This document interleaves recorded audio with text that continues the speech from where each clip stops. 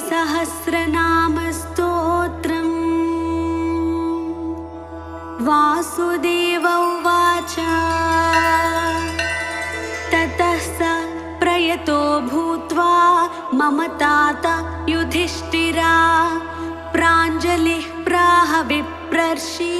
नाम संग्रहमादितः। उपमन्युरुवाच ब्रह्म प्रोकिरुषिर्प्रोकिर्वेद वेदाङ्गसम्भवैः सर्वलोकेषु विख्यातं स्तुत्यं स्तोष्यामि नामभिः। महद्भिर्विहितैः सत्यैः सिद्धैः सर्वार्थसाधकैः ऋषिणा दण्डिना भक्त्या कृत्यैर्वेदकृतात्मना यथोक्तैः साधुभिः ज्ञातैर्मुनिभिस्तत्त्वदर्शिभिः। प्रवरं प्रथमं स्वर्ग्यं सर्वभूतहितं शुभं श्रुतैः सर्वत्र जगति ब्रह्मलोकावतारितैः सत्यैस्तत्परमं ब्रह्मा ब्रह्म प्रोक्तं सनातनं। वक्ष्ये यदुकुलश्रेष्ठा शृणुष्यावहितो मम वरयैनं भवं देवं भक्तस्त्वं परमेश्वरं। तेन ते श्रावयिष्यामि यत्तद्ब्रह्म सनातनं। न शक्यं विस्तरात् कृत्स्नं वक्तुं सर्वस्वकेनचित् युक्तेनापि विभूतीनामपि वर्षशतैरपि। यस्यादिर्मध्यमन्तं च सुरैरपि न गम्यते कस्तस्य शक्नुयाद्वक्तुं गुणान् कार्त्स्येन माधव। किं तु देवस्य महतः संक्षिप्तार्थपदाक्षरं शक्तितश्चरितं वक्ष्ये प्रसादात् तस्य धीमतः। अप्राप्य तु ततोऽनुज्ञां न शक्यस्तोतुमीश्वरः। यदा तेनाभ्यनुज्ञातः स्तुतो वै स तदा मया अनादिनिधनस्याहं जगद्योनिर्महात्मनः। नाम्नां किञ्चित् समुद्देशं वक्ष्याम्यव्यक्तयोनिनः वरदस्य वरेण्यस्य विश्वरूपस्य धीमतः। शृणु नाम्नां च यं कृष्णा यदुक्तं पद्मयोनिना दशनाम सहस्राणि यान्याः प्रपितामहः तानि निर्मथ्य मनसा दद्नो घृतमिवोद्धृतं। गिरेः सारं यथा हेमा पुष्पसारं यथा मधु घृतात् सारं यथा मण्डस्तथैतत्सारमुद्धृतं। सर्वपापापहमिदं चतुर्वेदसमन्वितं प्रयत्नेनाधिगन्तव्यं धार्यं च प्रयतात्मना। माङ्गल्यं पौष्टिकं चैव रक्षोघ्नं पावनं महत् इदं भक्ताय दातव्यं श्रद्धदानास्तिकाय च नाश्रद्धदानरूपाय नास्तिकायाजितात्मने। यश्चाभ्यसूयते देवं कारणात्मानमीश्वरं स कृष्ण नरकं याति सह पूर्वैः सहात्मजैः। इदं ध्यानमिदं योगमिदं ध्येयमनुत्तमम् इदं जप्यमिदं ज्ञानं रहस्यमिदमुत्तमम्। यं ज्ञात्वा अन्तकालेऽपि गच्छेत परमां गतिं पवित्रं मङ्गलं मेध्यं कल्याणमिदमुत्तमम्। इदं ब्रह्मा पुरा कृत्वा सर्वलोकपितामहः सर्वस्तवानां राजत्वे दिव्यानां समकल्पयत्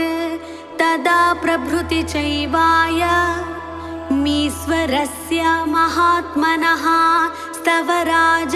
इति ख्यातो जगत्यामरपूजितः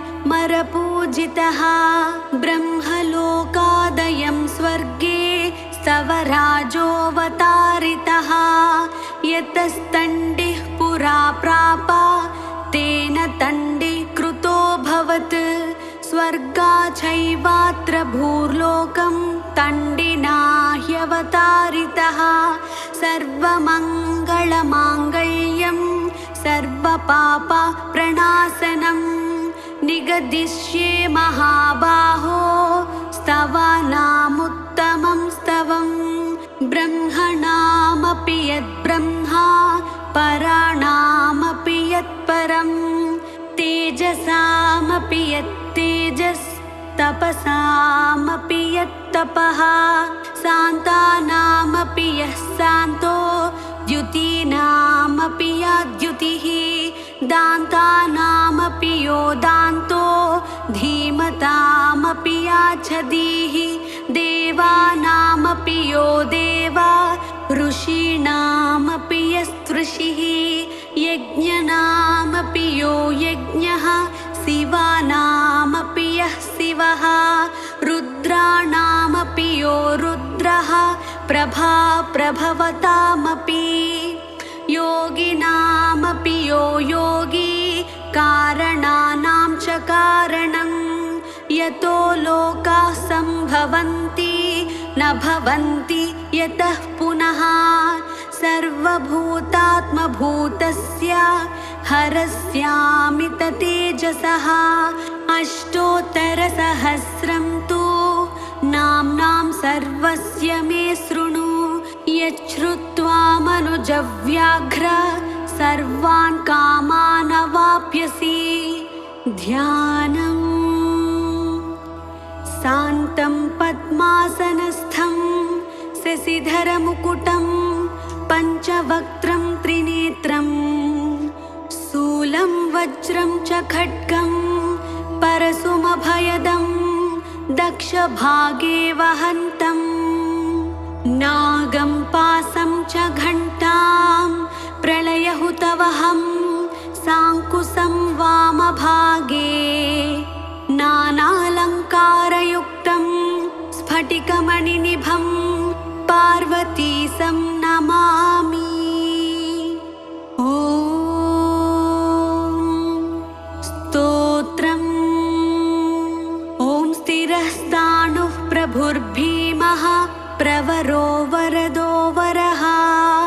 सर्वात्मा सर्वविख्यातः सर्वः सर्वकरो भवः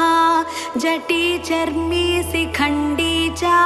सर्वाङ्गः सर्वभावनः हरश्च हरिणाक्षश्च सर्वभूतहरः प्रभुः प्रवृत्तिश्च निवृत्तिश्च नियतः शाश्वतो ध्रुवः श्मशानवासी भगवान् खचरो गोचरोर्दनः अभिवाद्यो महाकर्मा तपस्वी भूतभावनः उन्मत्तवेषप्रच्छन्नः सर्वलोकप्रजापतिः महारूपो महाकायो वृषरूपो महायशाः महात्मा सर्वभूतात्मा विश्वरूपो महाहनुः लोकपालोऽन्तर्हितात्मा प्रसादो हयगर्दभिः पवित्रं च महांश्चैव नियमो नियमाश्रितः सर्वकर्मा स्वयंभूता आदिरादिकरो निधिः सहस्राक्षो विशालाक्षः सोमो नक्षत्रसाधकः चन्द्रः सूर्यः शनिः केतुर्ग्रहो ग्रहपतिर्वरः अत्रिरर्त्र्या नमस्कर्ता मृगबाणार्पणो नगः महातपा घोरतपा अधिनो दीनसाधकः संवत्सरकरो मन्त्रः प्रमाणं परमं तपः योगी योज्ञो महाबीजो महारेता महाबलः सुवर्णरेताः सर्वज्ञः सुबीजो बीजवाहनः दशबाहुस्त्वनिमिषो नीलकण्ठ उमापतिः विश्वरूपः स्वयं श्रेष्ठो बलवीरो बलो गणः गणकर्ता गणपतिर्दिग्वास्ताः काम एव च मन्त्रविद् परमो मन्त्रः सर्वभावकरो हरः कमण्डलुधरो धन्वी बाणहस्तः कपालवान् असनीसतघ्नी खड्गी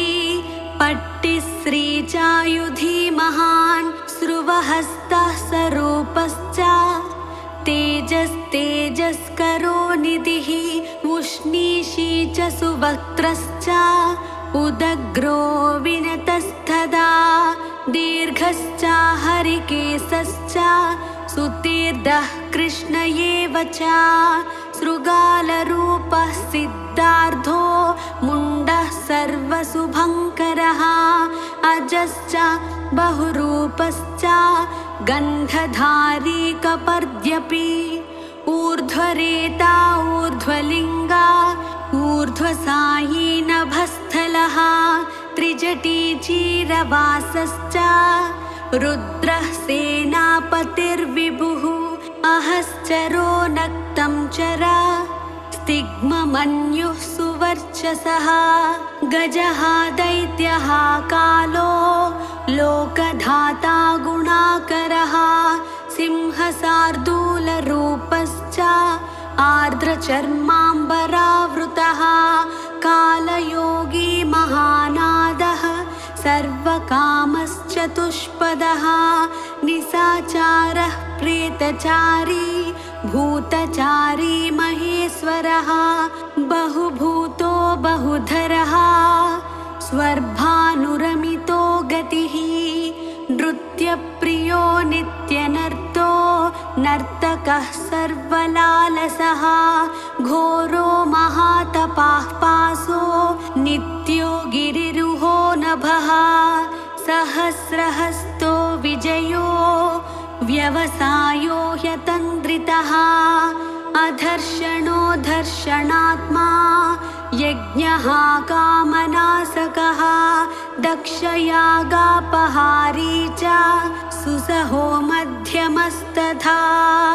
तेजोपहारी बलः मुदितोर्धोजितो वरः गम्भीरघोषो गम्भीरो गम्भीरबलवाहनः न्यग्रोधरूपो न्यग्रोधो वृक्षकर्णस्थितिर्विभुः सुतीक्ष्णदशनश्चैव महाकायो महाननः विश्वक्सेनो हरिर्यज्ञः संयुगापीडवाहनः तीक्ष्णतापश्च हर्यस्वः सहायः कर्मकालवित् विष्णुप्रसादितो यज्ञः समुद्रो बडभामुखः हुतास न सहायश्च प्रशान्तात्मा हुतासनः उग्रतेजा महातेजा जन्यो विजयकालवित् ज्योतिषामयनं सिद्धिः सर्वविग्रह एव च शिखी मुण्डी जटी ज्वाली मूर्तिजो मूर्धगो बली वेणवीपणवीताली खली कालकटङ्कटः नक्षत्र विग्रहमतिर्गुणबुद्धिर्लयो गमः प्रजापतिर्विश्वबाहुर्विभागः सर्वगोमुखः विमोचनः सुसरणो हिरण्य कवचोद्भवः मेढ्रजो बलचारी च महीचारी श्रुतस्तथा सर्वतूर्यनिनादी च सर्वातोऽद्यपरिग्रहः व्यालरूपो गुहावासी गुहो माली तरङ्गवित् त्रिदशस्त्रिकालधृक्कर्म सर्वबन्ध विमोचनः बन्धनस्त्वसुरेन्द्राणां युद्धशत्रुविनाशनः सांख्यप्रसादो दूर्वासाः सर्वसाधु निषेवितः प्रस्कन्दनो विभागज्ञो अतुल्यो यज्ञभागवित् सर्ववासः सर्वचारी दुर्वासा वासवो मरः हैमो हेमकरो यज्ञः सर्वधारीधरोत्तमः लोहिताक्षो महाक्षश्च विजयाक्षो विशारदः संग्रहो निग्रहः कर्ता सर्पचीरनिवासनः मुख्यो मुख्यश्च देहश्च काहलिः सर्वकामदः सर्वकालप्रसादश्च सुबलो बलरूपधृत् सर्वकामवरश्चैव सर्वदः सर्वतोमुखः आकाशनिर्विरूपश्च निपातीह्य वसः खगः रौद्ररूपोऽंसुरादित्यो बहुरश्मिः सुवर्चसी वसुवेगो महावेगो मनोवेगो निशाचरः सर्ववासी श्रियावासी उपदेशकरोकरः मुनिरात्मनिरालोकः संभग्नश्च सहस्रदः पक्षी च पक्षरूपश्च अतिदीप्तो विसाम्पतिः उन्मादो मदनः कामो यस्वत्थोऽर्थकरो यशः वामदेवश्च वामश्च प्राग्दक्षिणश्च वामनः सिद्धयोगी महर्षिश्च सिद्धार्थः सिद्धसाधकः भिक्षुश्च भिक्षुरूपश्च विपणो मृदुरव्ययः महासेनो विशाखश्च षष्टिभागो गवाम्पतिः वज्रहस्तश्च विष्कम्भी चमूस्तम्भन एव च वृत्तावृत्तकरस्तालो मधुर्मधुकलोचनः वाचस्पत्यो वाजसनो नित्यमाश्रमपूजितः ब्रह्मचारी लोकचारी सर्वचारी विचारवित् ईशान ईश्वरः कालो निशाचारी पिनाकभृत् निमित्तस्थो निमित्तं च नन्दिर्नन्दिकरो हरिः नन्दीश्वरश्च नन्दी च नन्दनो नन्दिवर्धनः भगहारी निहन्ता च कालो ब्रह्मा पितामहः चतुर्मुखो महालिङ्गः चारुलिङ्गस्तथैव च लिङ्गाध्यक्षः सुराध्यक्षो योगाध्यक्षो युगावहः बीजाध्यक्षो बीजकर्ता अध्यात्मानुगतो बलः इतिहासः सकल्पश्च गौतमोऽध निशाकरः दम्भो ह्यदम्भो वैद्यम्भो वस्यो वसकरः कलिः लोककर्ता पशुपतिर्महाकर्ता ह्यनौषधः अक्षरं परमं ब्रह्मा बलवच्चक्र एव च नीतिर्ह्यनीतिः शुद्धात्मा शुद्धो मान्यो गतागतः बहुप्रसादः सुस्वप्नो दर्पणोदः त्वमित्रजित् वेदकारो मन्त्रकारो विद्वान् समरमर्दनः महामेघनिवासी च महाघोरो वशीकरः अग्निज्वालो महाज्वालो अतिधूम्रो हुतो हविः वृषणः शङ्करो वर्चस्वी धूमकेतनः नीलस्तथाङ्गलुप्तश्च शोभनो निरवग्रहः स्वस्तिदः स्वस्तिभावश्च भागी भागकरो लघुः उत्सङ्गश्च महाङ्गश्च महागर्भपरायणः कृष्णवर्णः सुवर्णश्च इन्द्रियं सर्वदेहिनां महापादो महाहस्तो महाकायो महायसाः महामूर्धा महामात्रो महानेत्रो निसालयः महान्तको महाकर्णो महोष्टश्च महाहनुः महानासो महाकम्बुर् महाग्रीवः श्मशानभाक् महाभक्षा महोरस्को ह्यन्तरात्मा मृगालयः लम्बनो लम्बितोष्टश्च महामायाः पयोनिधिः महादन्तो महादंष्ट्रो महाजिह्वो महामुखः महानखो महारोमा महाकेशो महाजटः प्रसन्नश्च प्रसादश्च प्रत्ययो गिरिसाधनः स्नेहनो स्नेहनश्चैव अजितश्च महामुनिः वृक्षाकारो वृक्षकेतुर्नलो वायुवाहनः दण्डली मेरुधामा च देवाधिपतिरेव च अथर्वशीर्षः सामस्य बुक्सहस्रामितेक्षणः यजुःपादभुजो गुह्यः प्रकाशो जङ्गमस्तथा अमोघार्धः प्रसादश्च अभिगम्यः सुदर्शनः उपकारः प्रियः सर्वः कनकः काञ्चनच्छविः नाभिर्नन्दिकरो भावः पुष्करस्थः पतिः स्थिरः द्वादशस्त्रासनश्चाद्यो यज्ञो यज्ञसमाहितः नक्तं कलिश्च कालश्च मकरः कालपूजितः सगणो गुणकारश्च भूतवाहनसारथिः भस्मसयो भस्मगुप्ता भस्मभूतस्तरुर्गणः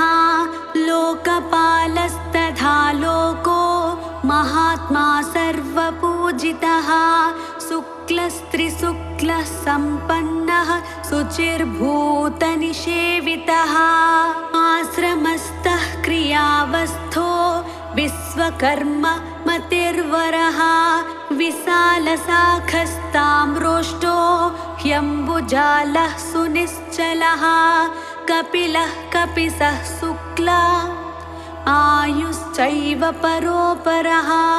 गन्धर्वो ह्यदितिस्तार्क्ष्यः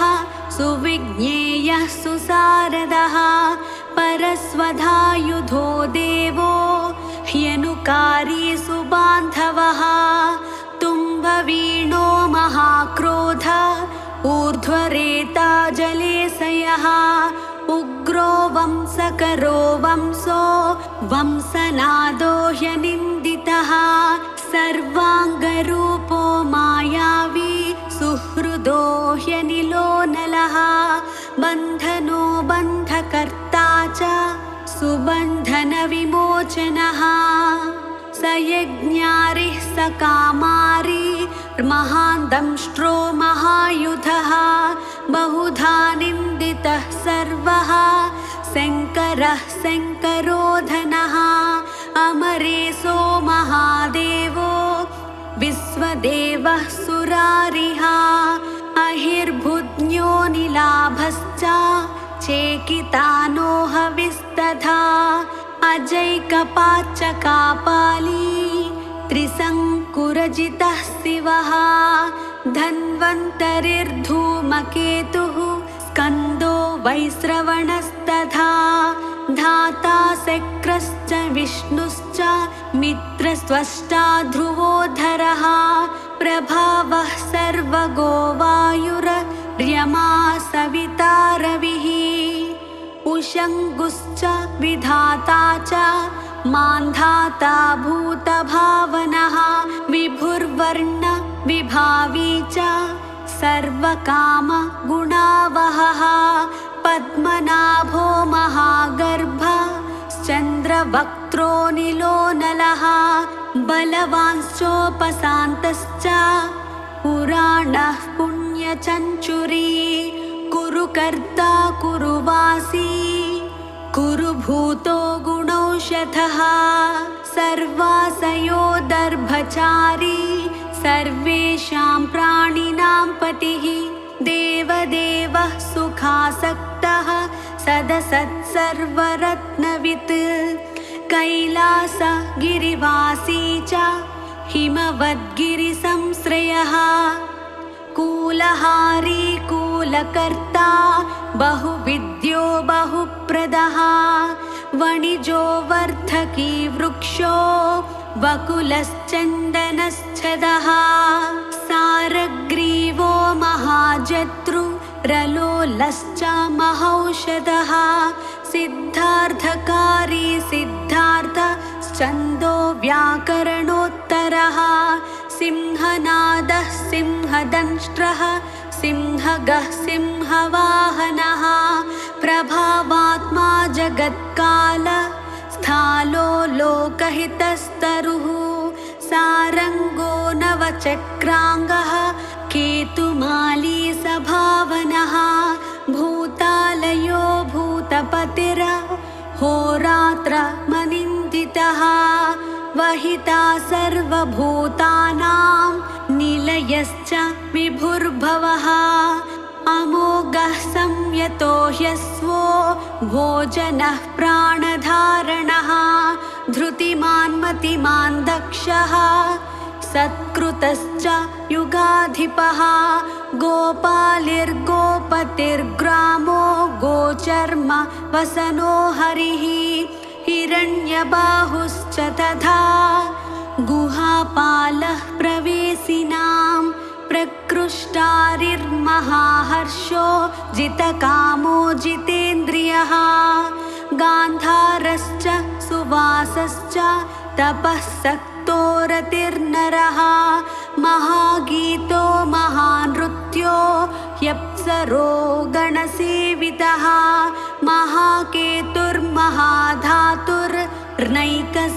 महाकेतुर्महाधातुर्नैकसानुचरश्चलः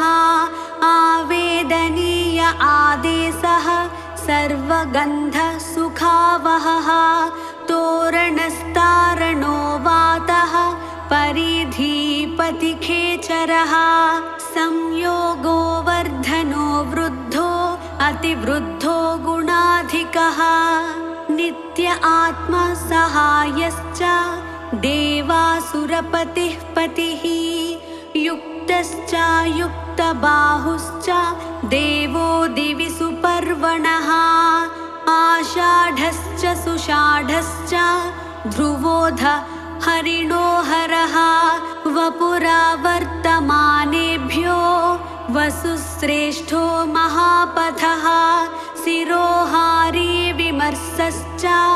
सर्वलक्षणलक्षितः अक्षश्च रथयोगी च सर्वयोगी महाबलः समाम्नायो समाम्नाय तीर्थदेवो महारथः निर्जीवो जीवनो मन्त्रः सुभाक्षो बहुकर्कशः रत्नप्रभूतो रक्ताङ्गो महार्णवनिपानवित् मूलं विशालो ह्यमृतो व्यक्ताव्यक्तस्तपोनिधिः आरोहणोधिरोहश्च शीलधारी महायशाः सेनाकल्पो महाकल्पो योगो युगकरो हरिः युगरूपो महारूपो महानागहनो वधः न्यायनिर्वपणः पादः पण्डितो ह्यचलोपमः बहुमालो महामालः शशिः हरसुलोचनः विस्तारो लवणः कूप स्त्रियुगः सफलोदयः त्रिलोचनो विषण्णाङ्गो मणिविद्धो जटाधरः बिन्दुर्विसर्गः सुमुखः सरः सर्वायुधः सहः निवेदनः सुखा जातः सुगन्धारो महाधनुः गन्धपाली च भगवानुत्थानः सर्वकर्मणां मन्थानो बहुलो वायुः सकलः सर्वलोचनः तलस्तालः करस्थाली ऊर्ध्वसंहननो महान् छत्रं सुछत्रो विख्यातो लोकः सर्वाश्रयः क्रमः मुण्डो विरूपो विकृतो दण्डी कुण्डी विकुर्वणः हर्यक्षः ककुभो वज्री शतजिह्वाः सहस्रपात् सहस्रमूर्धा देवेन्द्रः सर्वदेवमयो गुरुः सहस्रबाहुः सर्वाङ्गः शरण्यः सर्वलोककृत् पवित्रं त्रिककुण्मन्त्रः कनिष्ठः कृष्णपिङ्गळः ब्रह्मा दण्डविनिर्मात्मा शतघ्रीपासशक्तिमान् पद्मगर्भो महागर्भो ब्रह्मगर्भो जलोद्भवः गभस्तिर्ब्रह्मकृद्ब्रह्मी ब्रह्मविद्ब्राह्मणो गतिः ऊर्ध्वगात्मा पशुपतिर्वातरंहा मनोजवः चन्दनी पद्मनालाग्रः सुरभ्युत्तरणो नरः कर्णिकार महास्रग्वी नीलमौलिः पिनाकधृत् उमापतिरुमाकान्तो जाह्नवी धृतुमाधवः वरो वराहो वरदो वरेण्यः सुमहास्वनः महाप्रसादो दमनः शत्रुहा श्वेतपिङ्गळः पीतात्मा परमात्मा च प्रयतात्मा प्रधानधृत् सर्वपार्श्वमुखस्त्र्यक्षो धर्मसाधारणो वरः चराचरात्मा सूक्ष्मात्मा अमृतो गोवृषेश्वरः साध्यर्षिर्वसुरादित्यो विवस्वान् सवितामृतः व्यासः सर्गः सुसंक्षेपो विस्तरः पर्ययो नरः ऋतुः संवत्सरो मासः पक्षः संख्या समापनः कलाकष्ठालवामात्रा मुहूर्ताः क्षपाक्षणाः विश्वक्षेत्रं प्रजाबीजं लिङ्गमाद्यस्तु निर्गमः सदसद्वक्तमव्यक्तं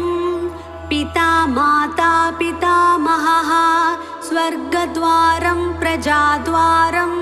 मोक्षद्वारं त्रिविष्टपं निर्वाणं ह्लादनश्चैव